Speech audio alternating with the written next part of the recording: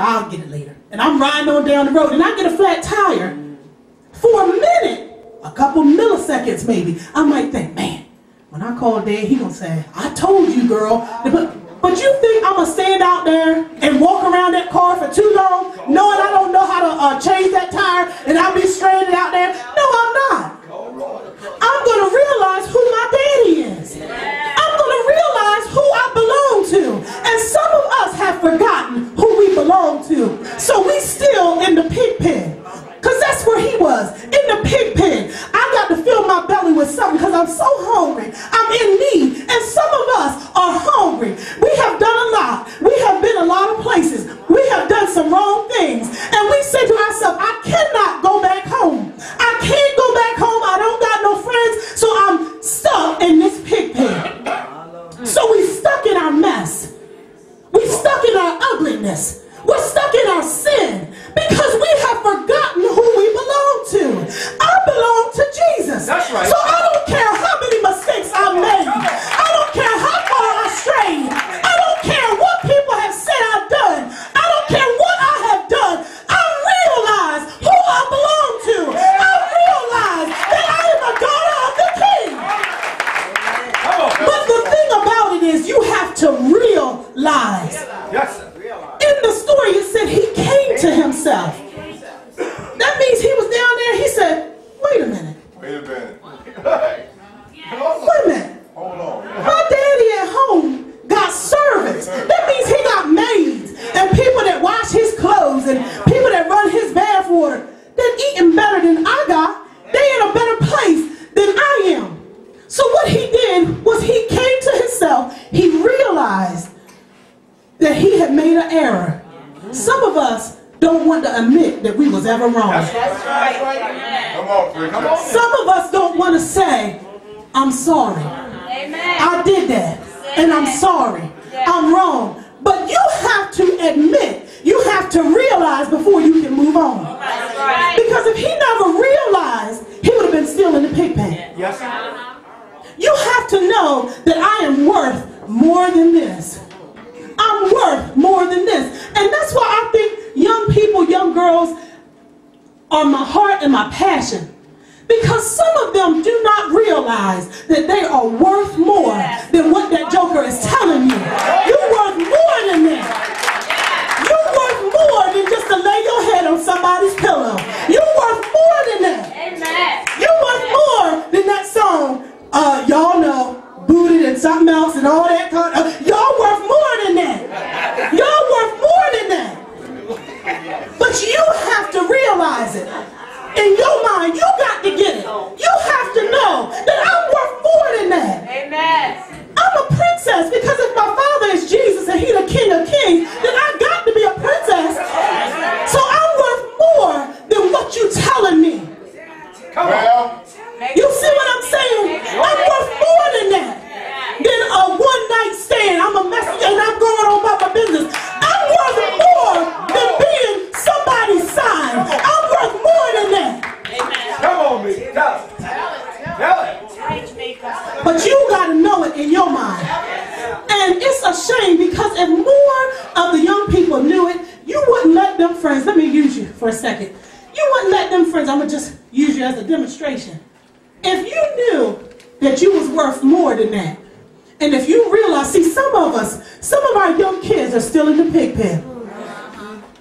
Some of us are still in the pig pen. Come on now. If you realized you was worth more than that, you wouldn't let somebody lead you this way and take you this way and bring you over here and run you this way and tell you you got to do this and you got to go over here and you got to do this. If you knew you was worth more than that, because what you would do when they told you something that wasn't, honey, I ain't having it. Honey, you going to do what you got to do and I'm going to do me over here. If you knew what you were really worth, thank you, baby. If you knew what you were really worth. So when he came to that, it takes some things for us to come to ourselves. Some of us have to go far away to realize who we are.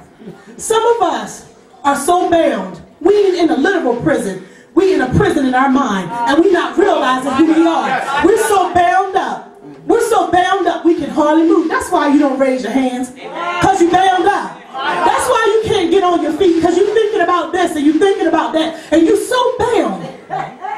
Some of us got to break free. Get loose them shackles.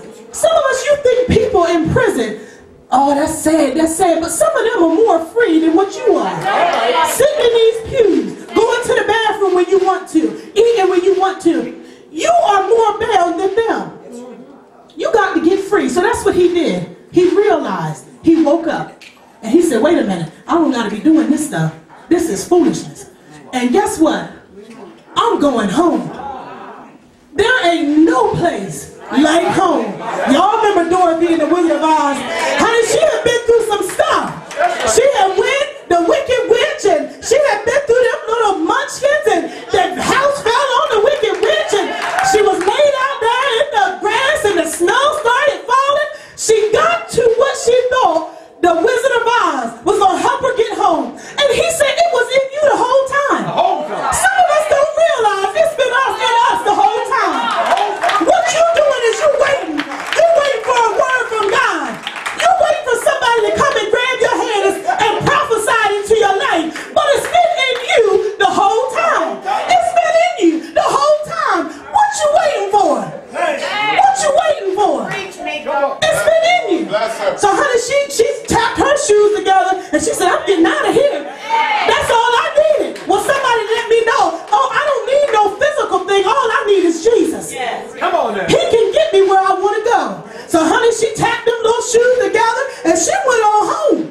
She had been through a lot. Some of us have been through a lot. Yes. We have been through some stuff that would ultimately have sent somebody to the crazy house. We done been through some things. We done been through some things. I'm telling you, this is my testimony. I've been through some things. Come on. What you see now is not always what I have been. Come on now. I've been to a place in my life where I said, what's the use? See, y'all, I was still in the pig pen. Come on now. I was in the pig pen. I said, what's the use? What is it out here for me? Come on. I'm tired of living. I'm just tired. And in my mind, I planned. I didn't have my truck. I had my car. And I said, I'm going to drive down Route 50. This is where I was. I was messed up in my mind. You see what I'm saying, Sister Tradine? I was messed up. My mind was messed up. And I felt like it was nothing else for me to do here. So I said, I'm going to get in this car. See, sometimes this is how the devil will have your mind. Yes, he will. I'm going to get in this car. And I knew within myself, sister, I knew within myself that if I kill myself, I'm going to hell. But at that particular time, it didn't matter to me because I was hurting. And it seemed like nobody came to see about me.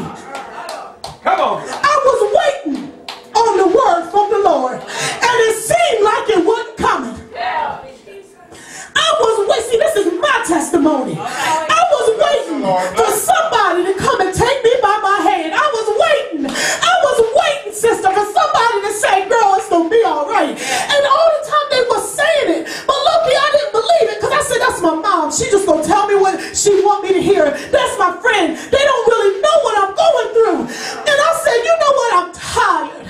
I am tired. I am tired. I am tired. And God, I'm ready to leave this world.